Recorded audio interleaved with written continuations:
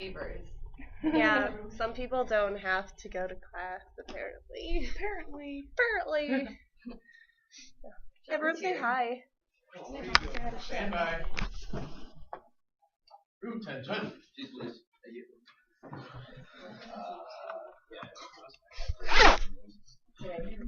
Yesterday. He didn't text me back. Texted me back, so. Oh, wow, what a good one. Oh, he's gonna hear that. Well, I think he did. We did a group. I did a group message after I texted you to find out. I texted him and I was like, "Hey, is there paper due?" And he said, "That's pretty good." Maybe if he assumed you on the chat. Didn't you feel popular? No, You're welcome. You match with that shirt in your pen. Holy I like pink. Do you? Yeah. I like staying at the library for 10 hours and learning all my whole semester in 10 hours. Yeah, I have an exam on Friday, but I have to work for 7.5 hours. I felt bad for Dustin, kind of though, but because I was just like, I basically just said everything else, and I'm like, okay, so this, she's doing this, and then this, and then like, and then she was like, I don't know anything. She said that to me, but then I was like, no. That whole time, every time I was talking, I was just saying it. She wasn't even looking at it. So she had to visualize it as I said it, like the problem. And she was like, she knew the answer and stuff. Because she was always like, wait, it's like this. And I'm like, no. And then I'm like, yeah, you're right. Hey, can I ask you, what's the program? I don't know. It's the camera that's loaded on my laptop. And then I press video, and it does a video. Because and computers. And I put it on YouTube. Okay. Computers. Change your major. I should be a computer scientist, Abby. Do you know what? James. Yeah. Burglau. Here. Favors. Here. Hassan. Here. Kennedy. Here. Lange. Here. Schultz. Here. Swazzle. Here. Anybody else? Oh, yes. Shepherd. Special note. Nice to meet you. I will say. She doesn't even go here. Yeah, she even at UW student anymore. I don't think we really know. If you don't. All right, just wanted to kind of go over a few things with the syllabus, kind of where we're going from here.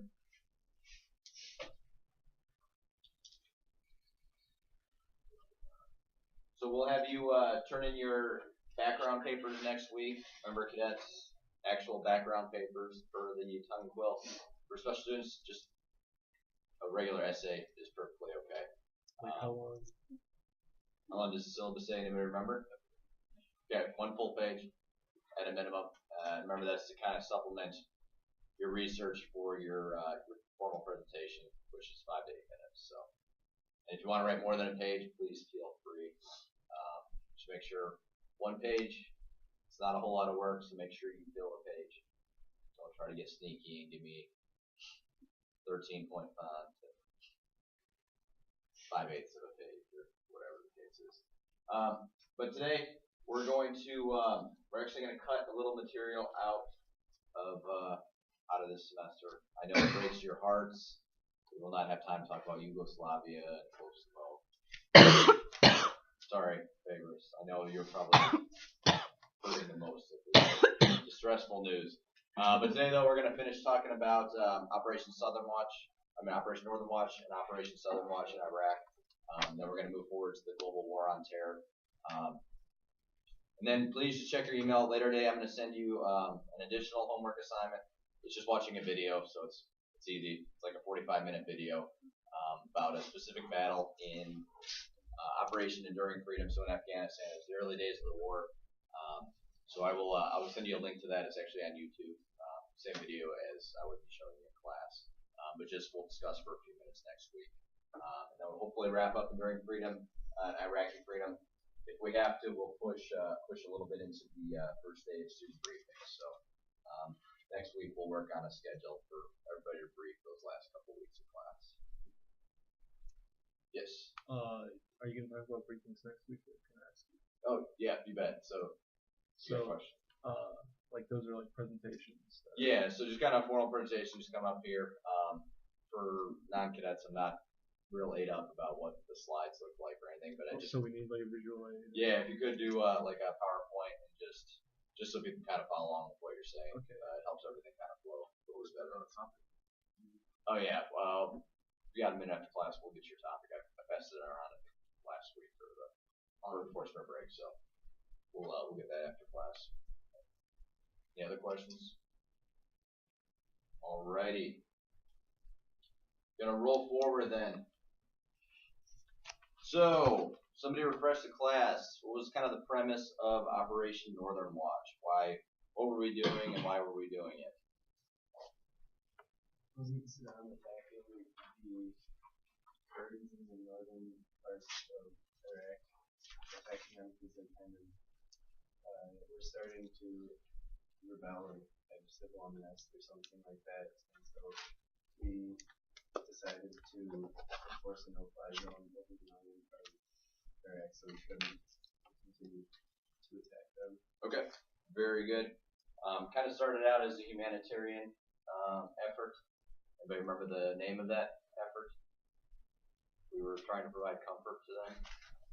Northern Comfort. Okay, very good. So it was originally called Operation Provide Comfort. But then we changed the name of it. Basically, the mission stayed the same. We were still helping out with a little bit of humanitarian supplies, but really, kind of the main focus became enforcing that no-fly zone. So, had a lot of fighter aircraft in the theater. So, fighter aircraft armed with missiles, guns, things like that. Where if we had to shoot down some of Saddam's warplanes, we could flex and do that.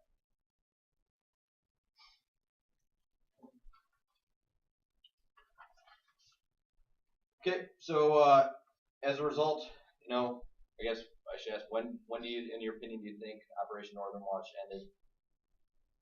We didn't really go over it last week, but if you had to guess, when would Northern Watch have ended? Sometime around 2001 when the mission changed to going through 2003 whenever we went in full force into the Middle East. Okay. Okay, very good. So after in 2003 basically when it ended. So we're talking 20 plus years of enforcing a no-fly zone. Kind of interesting that it's like wow, that's a crazy long time. And the only reason it really ended is because Saddam no longer had a military to kind of launch airstrikes on his own people. So we do have to talk a couple kind of lessons learned real quick with Northern Watch before we move on to Southern Watch. So the first lesson learned was we need to improve our communications to avoid fratricide. Anybody know what fratricide is? It's like team killing, like shooting people you don't want to be shooting or blowing up people you don't want to blow up. Okay, very good. I thought you were gonna make a video game analogy. Okay, that's fine. It works. But basically it's kind of what we call friendly fire, killing your own people. So this resulted in an incident in 1994 while we were enforcing that no-fly zone in northern Iraq. We had a couple of F-15 Eagles, our fighter aircraft. We actually shot down 2 of our own Black Hawk helicopters. So it was there was multiple failures. They didn't have visual confirmation. It was kind of a blip on a radar. It just looked like any old helicopters. The AWACS in the air, remember that's that flying radar. They kind of gave them permission to fire as well, kind of without confirmation. It kind of illustrated some bigger issues between Army aircraft communicating with Air Force aircraft, kind of command and control, knowing where we had assets. So we kind of really went back to the drawing board. Really kind of changed the way we did some of the training after that. Second lesson learned was limitation of the airdrops. Because of inaccurate intelligence assessments, planners didn't realize the cargo they dropped was not appropriate for Kurdish culture. So many refugees refused to eat the food and water, or wear the clothing being supplied to help them. There was also problems with timing the airdrops, and some refugees were actually injured by falling cargo. So it's kind of some weirdness kind of going on there. Big thing, kind of goes back to remembering host nation sensitivities.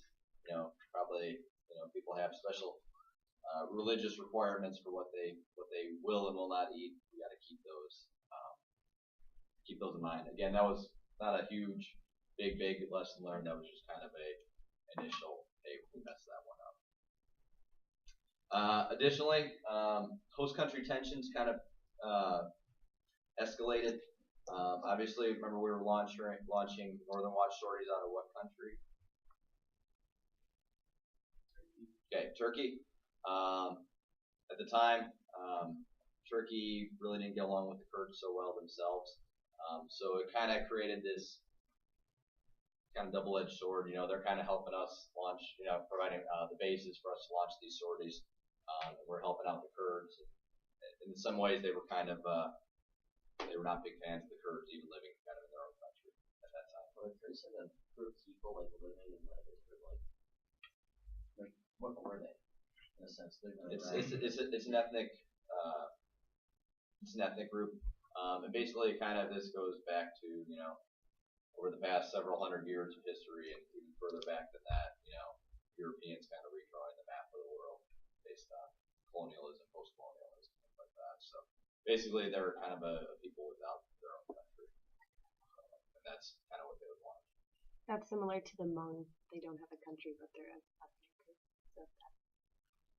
So interesting stuff going on kind of with the Kurds right now. They kind of have their own military in northern Iraq kind of fighting the ISIS forces right now. Their own country, right? Ultimately that's their goal. I think they would like their own country. Kind of hard to see how that'll unfold though. Got to see how this ISIS thing ends up. Okay.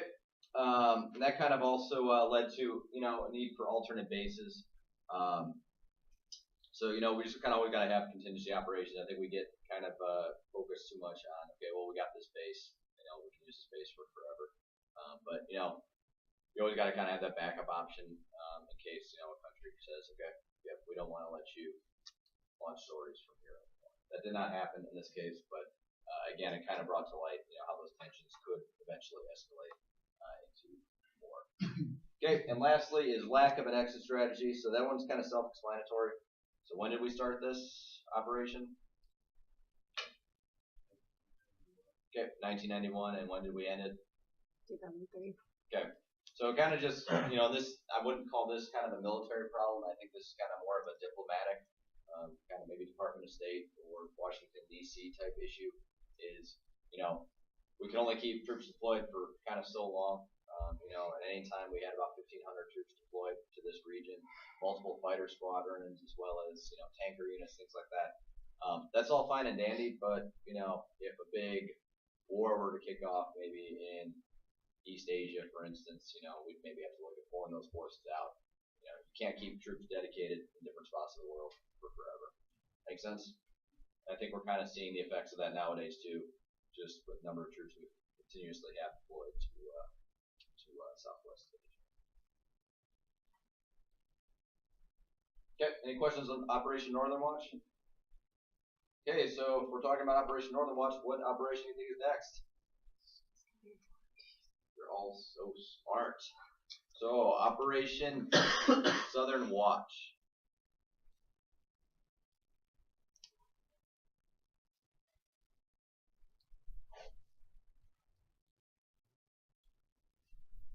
So, this is kind of the fly zone in southern Iraq, as you see in the picture up there. So, anybody know what, majority ethnic group lived in southern Iraq?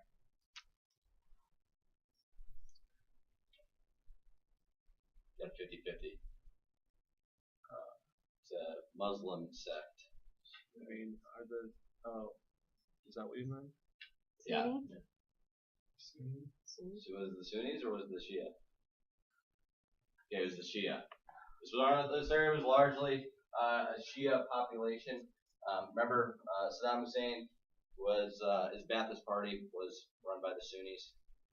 They were kind of a minority of the population. So it was kind of feared that Saddam would be launching strikes on his own people in the south, where it was largely a Shia population. And remember, this is also kind of the southern half of Iraq, closest to Kuwait, where we had somewhat of a military presence at the time as well. So we enforced a no-fly zone, basically in the southern half of Iraq there. So coalition strikes in the no-fly zones were executed as a self-defense measure in response to Iraqi hostile threats and acts against coalition forces and their aircraft.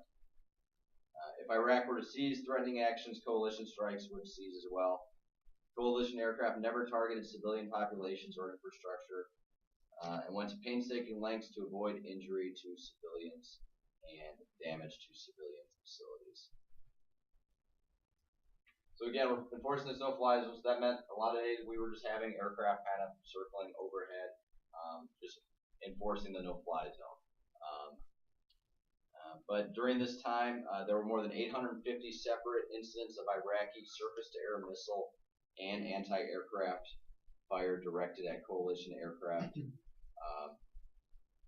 largely in the later years of Operation Southern Watch. So just in a matter of 3 years, from 1998 to 2001, 850 surface-to-air strikes. The Iraqi Air Force violated the Southern No-Fly Zone more than 160 times during that same time period. So, this was kind of more of the contested airspace, if you will. We did actually shoot down a number of Saddam's aircraft, as well as took out executed a large number of ground strikes as well, taking out the surface-to-air missiles and those anti-aircraft artillery sites as well.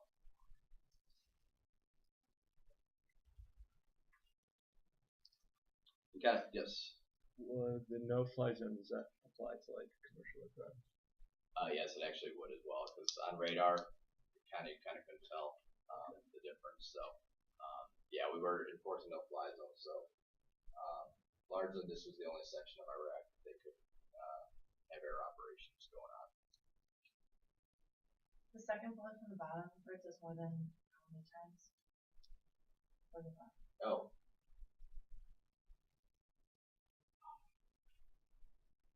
Dang picture.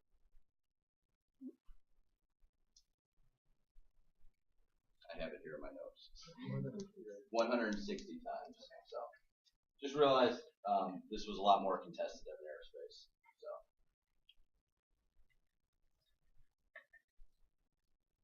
So again, not only during this time did we have troops deploying, to Operation Northern Watch over to Turkey. We were executing these sorties for Operation Southern Watch, largely flying these sorties out of Saudi Arabia during this time, as well as some of our other bases in the region.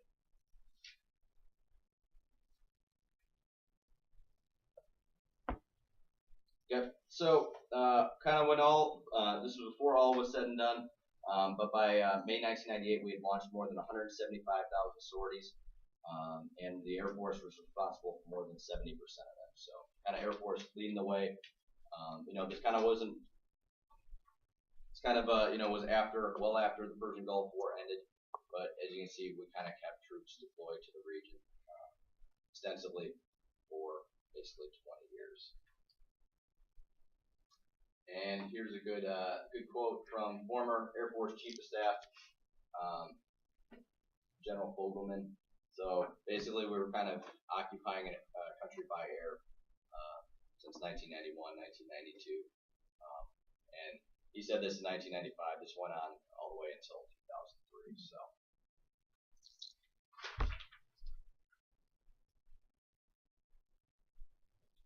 Okay, we're going to talk a couple lessons learned specific to Operation Southern Watch.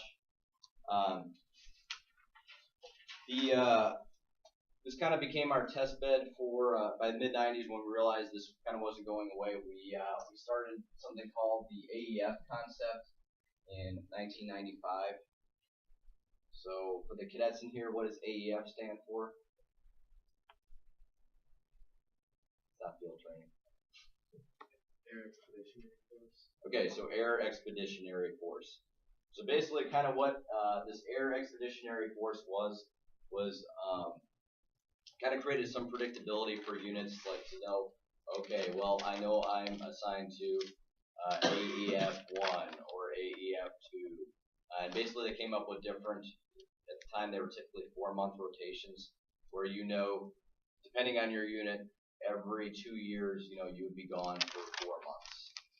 So you kind of could, you know, it was ideal, hopefully, to help not only accomplish your mission, so, you know, back home you get all your training, everything knocked out, but gave some predictability to families. We still kind of keep this, we still have that concept today. So my last unit I was assigned to, we were assigned to like AEF bucket 5, so we kind of knew during this 4-month period we were eligible to deploy. It didn't necessarily mean you were going to deploy, but that was kind of the period you were hot. And then you knew, whatever, 18 months later, for instance, that you'd be hot again to deploy. So it's kind of been this ever-changing morphosis, but that's kind of basically what they were trying to do, just give people predictability, so it wasn't like you come home for 2 months and then you get sent out the door again.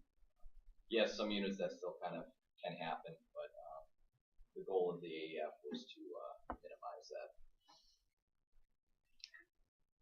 Additionally, because of the high deployment rates, the Air Force assessed its overall operations tempo and took several measures that enhanced training and quality of life for their members. So this included limiting number of days they were deployed from their home base and cutting back on headquarters inspection visits kind of during peacetime when they were at their home station. Thought process was, hey, if we're sending these units on the road and they can deploy and do their job, do we really have to go back when they get home and inspect them to make sure that they can do their job? No, that doesn't make a whole lot of sense. So, okay, and last one was kind of a reorganization of security forces. So anybody know generally what security forces does for the Air Force? Guard bases. Okay, so primarily their job is to defend bases. They call them defenders. So this is kind of as a result of a 1996 bombing of the Khobar Towers. Anybody heard of the Khobar Towers? Okay, basically we at our base in Saudi Arabia, Prince Sultan Air Base, the barracks were kind of built very, very close to one of the exterior fences of the base. In 1996, there was a suicide bomber drove a truck right up next to the fence, detonated it, blowing up the. Sorry about that. We'll talk about it more in the next lecture. But basically, detonating, blowing up some Air Force barracks. So a number of people died. I think it was 16 Air Force members died. Tons of other ones were injured in it.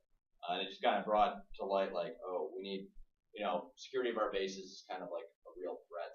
You know, we kind of always thought, like, oh, our bases are in the rear with the gear, you know, we're safe at our home bases. But kind of brought into the picture that we kind of needed to rethink how we were doing security of bases. You know, and that meant reconstructing buildings, pushing walls further out, things like that. So. Any questions, Southern Watch? Okay. Northern Watch, where do we launch sorties from? Okay, Southern Watch? Saudi Arabia. All right. Good stuff. So, we are going to skip over the Balkans. Only I'm going to say about the Balkans is, you know, if I'm going to put extra credit points in the test, which I usually do, if I want to do the reading on the Balkans, Kosovo, all that kind of stuff. So we're going to move forward, though, into the 21st century you all know well.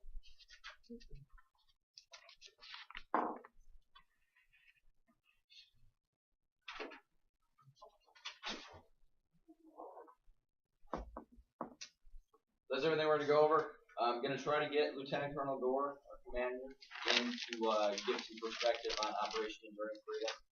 We got to fly quite a few sorties in support of Enduring Freedom. We're going to see kind of how far we get today. Look at bringing them in. So, global war on terror. What do we know about it? When did it really kind of kick off for the United States, do you think?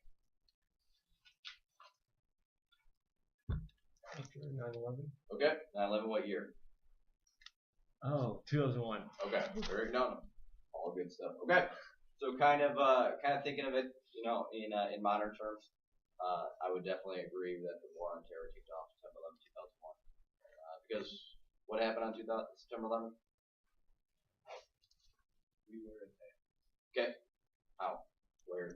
Hijacking of 4 aircraft, 2 hit the World Trade Centers in New York, 1 hit the Pentagon in DC, and the passengers were able to fight back and crash it in Okay. Very good. So how old were you all September 11th, 2001? 6 or 7. First grade. 8. We have a winner. Second place winner. So I was sophomore in high school, so I remember exactly where I was at. Mr. Schroeder's world history class. When the other teachers came barging in. Turn on the TV. So yeah, pretty you know, kind of everybody talks about, you know, kind of watershed moments, you know, during their life, you know, influential moments that kind of influence a generation. I think really kind of September 11th, 2001 was kind of that moment for, you know, me and my peers, both a couple of years older, a couple of years younger than me. Really kind of was motivation for a lot of us kind of coming in the military at that time. I remember kind of, you know, obviously everybody's glued to the news for a couple days after while we're still trying to figure out what was going on. And, you know, they were just showing pictures of all like the Army, Air Force, Navy, Marine recruiting stations. And there were just like lines out the door. People, you know, kind of reminiscent of post Pearl Harbor. So I was too young. So I said, I'm going to go and do ROTC when I get to college. Here I am.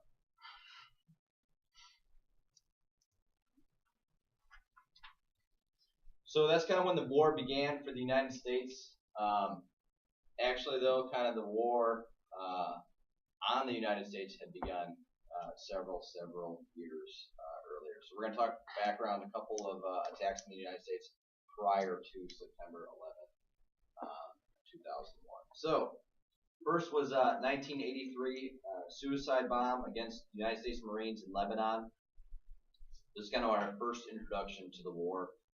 Where 220 Marines were killed in the attack. And that's where Ronald Reagan coined his famous phrase about the United States Marines. Anybody ever heard it before? You know, many people spend a lifetime worrying whether or not they made a difference. The U.S. Marines don't have that problem. That's what he said. So, very good speaker. But furthermore, in 1993, there was an attack on the World Trade Center in New York City with a truck bomb where 6 people were killed and over 1,000 people were injured. Several members were of a group led by radical cleric Sheikh Rahman, and they were convicted. So those truck bomb where they basically placed it. I'll go back to the previous slide. That's that guy. So, you know, again, kind of started making us look like, okay, maybe this could be a real threat, but kind of intelligence analysts kind of throughout the 1990s, they kind of just downplayed, I don't know if they downplayed it, but nobody really kind of thought, you know, radicalists kind of would be a threat to our future. The real declaration of war against the United States came in 1996, though, where Osama bin Laden issued his fatwa. So after seeing Americans in Saudi Arabia during and in the years following Desert Storm as a non-Muslim occupying force that had no business in Arab affairs, bin Laden, who was the recognized head of the transnational terrorist group Al-Qaeda, issued a declaration of war. The statement was entitled Declaration of War Against the Americans Occupying the Land of the Two Holy Places, and announced the goal of evicting all Americans from the Arabian Peninsula. It's important to understand that this call to arms Bin Laden challenged Muslims to attack Americans wherever they found them, not just in the Middle East. In effect, Bin Laden started the global war on terror, or the global war, long before the United States became an active combatant in 2001. So anybody heard about this before? A little bit, maybe?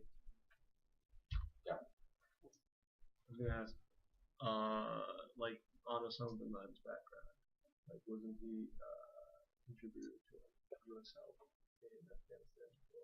Yes, so kind of back in the 1980s, while the Russians were fighting the Afghanis, he kind of had received, I mean, he was kind of part of the larger Mujahideen, which was kind of the rebel force fighting the Russians, and we kind of were supporting the Mujahideen. So we've seen Rocky 3. So yep, so that was when, not Rocky 3, Rambo 3. Seen Rambo 3? Yes, that's what I meant. Where basically Rambo joins the Mujahideen. So, kind of an interesting movie. They don't show that one as much on TV. So sorry. Oh, you bet. What's the holy place they talking about? That's Mecca and the other place. So they have like their holy city, and then there's like one is more. Israel. Yeah. You're It's, occupying that? Well, just by us having a military presence in Saudi Arabia, that was kind of what angered Bin Laden. He said Americans have no place. Basically, non-Muslims have no place in the Holy Land. So, in essence, and I'm not saying what the United States should have done. Can't make everybody in the world happy, but things may have been different had we not had bases in Saudi Arabia. He also kind of issued a global fatwa against Israel too. Constant struggle in that contested land. So the two big Muslim holy cities are Mecca and Medina, both of them are in Saudi Arabia, and then Jerusalem is also a big third holy city. So we're yep. Okay.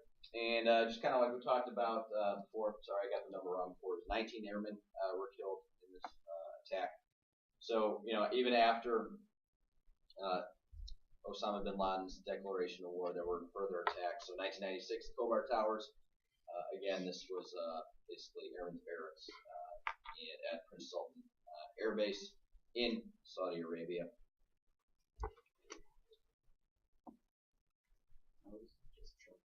Yep. So it kind of blew the whole face off the building there. So they stopped using it. Yeah, we didn't use that building anymore.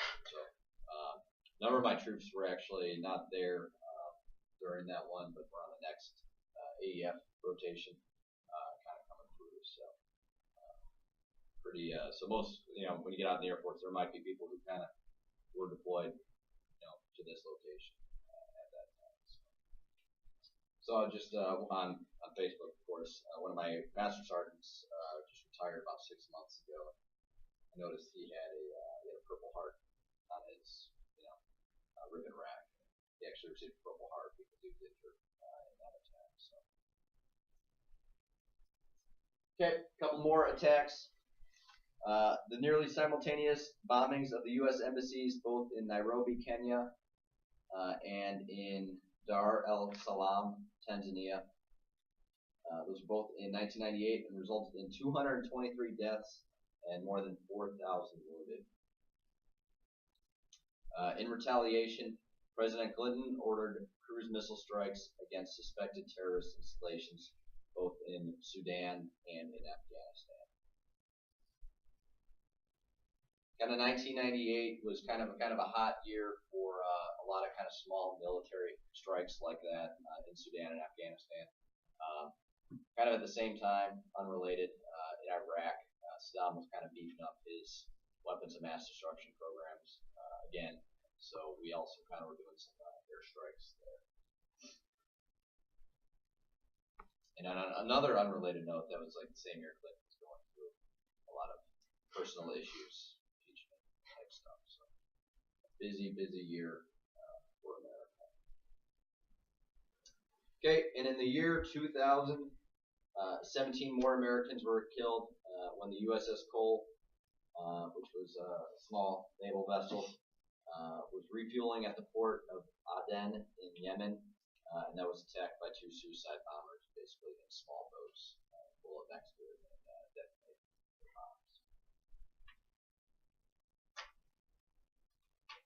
Okay, and last but not least, certainly not least, September 11, 2001, the United States finally was drawn into the active fight when the unthinkable happened. The coordinated attack on the U.S. homeland, where 4 airliners were hijacked, like Schultz talked about. 2 were flown in the World Trade Center towers in New York. Kind of remember distinctly after the first one, news came on, and everybody kind of thought maybe it was just like an accident. Oh, it was, aircraft hit the World Trade Center. And then the second one hit. Everybody kind of knew it was not an accident. Okay, a third hijacked airline was flown into the Pentagon, and the 4th was forced down in a field in western Pennsylvania, preventing it from hitting another target. So, anybody here visited any of the sites? Yeah, which ones? Pennsylvania. Okay. Okay. Big Ground Zero. Okay. Is that done, by the way? Yeah. I think the museum is open now. I saw it on Snapchat over spring break because one of my friends was there, so they were just Is it nice or what? like that waterfall they have like going into it. Yeah, they finished the waterfall. Yeah, it's been done a while. Mm-hmm. Okay, so when all was said and done, these attacks killed approximately 3,000 people, completely destroyed the Twin Towers, and severely damaged the Pentagon. And I would also argue that it kind of crippled our economy too. So you kind of look at the economic indexes, we kind of really dropped off there. The main point on Ground Zero was they thought World Trade Center was a massive hub for their national commerce. By destroying it, we'd basically a sense of depression. But they were really wrong. They underestimated Wall Street and our economic. I guess we were on the up and coming since then, so it's not like it was going to be a big deal. But the fact that they destroyed it really did put a dent in our national profitability. So we transitioned more to a wartime economy right after that. I believe that's what I definitely. It definitely put a dent in our economy. I mean, that you kind of see everything kind of dropping off. Kind of during this time, airliners kind of were having, people were afraid to fly. That's kind of when airline flights really started getting more expensive, so they could kind of cover their losses. And just everything seemed to kind of get more expensive. We were just talking about that because when I was in Arizona over spring break, and we had met some people because we were hiking some mountains that had been doing like camping trips over like into the mountains, and usually you see like jet line streams in the sky, and they saw nothing for like multiple days, and they had no idea what was going on because everything just like stopped. How scary that was. Where was the 4th airliner? U.S. Capitol. So that was, if I distinctly remember right, that was kind of United 93. That's a movie about that. So they're headed down to D.C. as well. So was U.S. going to stand for this? No. Okay, so this motivated the United States to launch the global war on terror. So in his address to the joint session of Congress on September 20th, 2001, President George W. Bush explained that the stakes in the global war on terror were freedom and the American way of life. He added that the war would not be short-lived or easy and would involve the danger of future attacks and casualties on the home front as well as the battlefield. So kind of decided on a two-pronged approach to the war. First battlefield, though, of course, was going to be Afghanistan, where we had kind of connected Al-Qaeda. That was kind of where they were headquartered with the Taliban. We're going to talk about our two-pronged approach to the war on terror. So in this speech to the joint session of Congress, he said, first, our war on terror begins with Al-Qaeda, but it does not end there. It will not end until every terrorist group of global reach has been found, stopped, and defeated. And his second point was that it would not just be the terrorists held accountable, he also stated, every nation in every region now has a decision to make. From this day forward, any nation that continues to harbor or support terrorism will be regarded by the United States as a hostile regime. So, not only would we, seek out the terrorists, we were going to hold countries accountable that harbor the terrorists. So, Afghanistan, kind of a prime example. They allowed Al-Qaeda within their borders. And that's kind of also then when we started branching out and helping other governments kind of combat terrorism within their borders. So Indonesia was a big one. Pakistan, obviously, Al-Qaeda had a decent presence there as well. So this wasn't just kind of a military only posture the United States established in combating terrorism. A lot of this was going to be on the home front as well. So a couple steps we took. We established the Department of Homeland Security to coordinate a government-wide effort to improve the security of the home front. So I think it was just recently this came up as debate because it's only funded through this year, Department of Homeland Security. So I haven't heard that they've approved funding yet. And kind of what they did with Department of Homeland Security, this kind of became like a hub of sorts to kind of coordinate a number of different aspects of security on the home front. So anybody kind of know some agencies under Department of Homeland Security?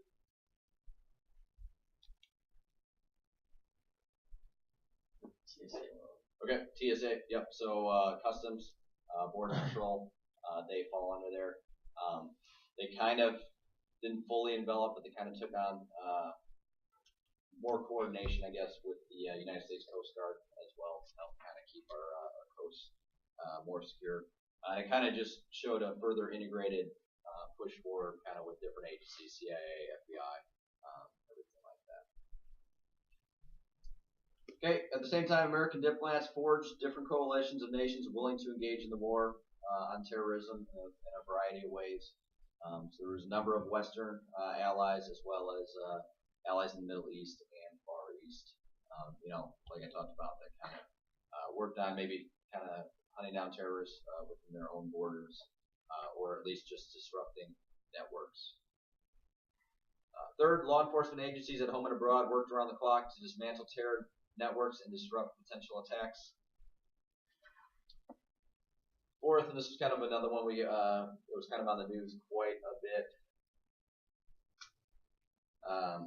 Financial regulators and law enforcement agencies combining forces to deprive terrorists of sources of financial support. So they really kind of started digging into books of suspected terrorist supporters. Kind of found out how money might have been getting from the United States over to Afghanistan or other hotspots around the world. And not only in the United States, but we kind of worked with some of our international partners for this as well. At the same time, Reserve and National Guard aircraft patrolled U.S. skies and bolstered security of airports and other public places. So, particularly Air Force Reserve, Air National Guard, that's really when they took to the skies. Basically, on September 11th, they scrambled, launched sorties. We were afraid. You don't know what you don't know. We were afraid other attacks might ensue. So most major cities had fighter aircraft flying combat air patrol overhead. That by and large fell on the shoulders of the reserves and National Guard. Additionally, this kind of what really kind of got Americans, I don't want to say scared, but kind of really rattled a lot of people was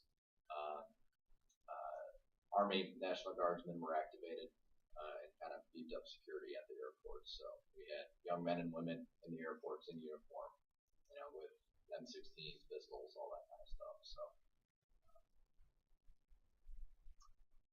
and then the U.S. intelligence agency redoubled their efforts to gain needed intelligence, to prepare for a series of covert actions. So really kind of saw the CIA beef up at this time. Bless you again. Thank you.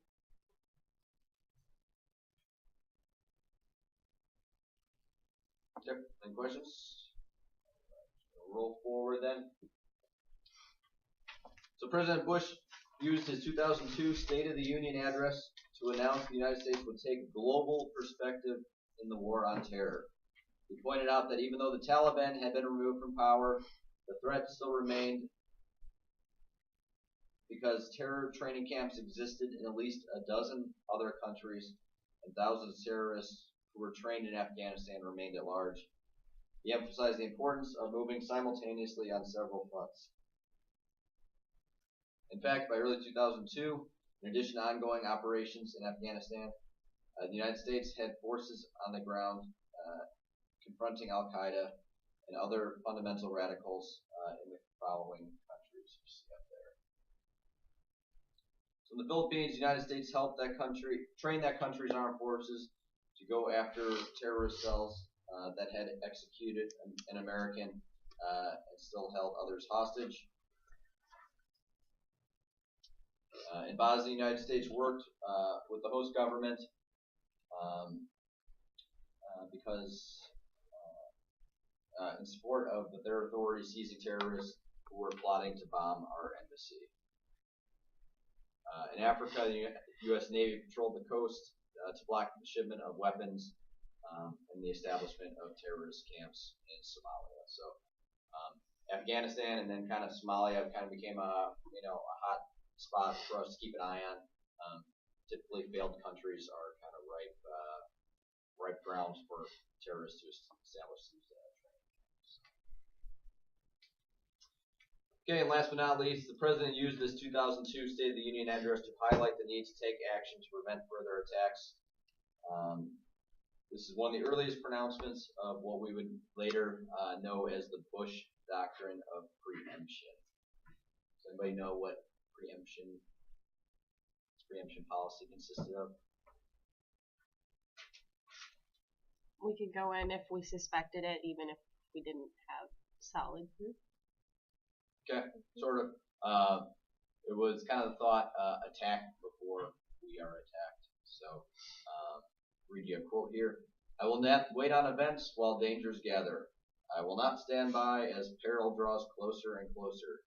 The United States of America will not permit the world's most dangerous regimes to threaten us with the world's most destructive weapons. So, kind of 2002, kind of precursor 2003, Operation Iraqi Freedom, where we were kind of, not going to stand by and kind of wait for that next attack. So, a lot of fear that weapons of mass destruction, even if countries that had them wouldn't use them against us, it was kind of feared that those could get supplied to third-party terrorists who would use those against us.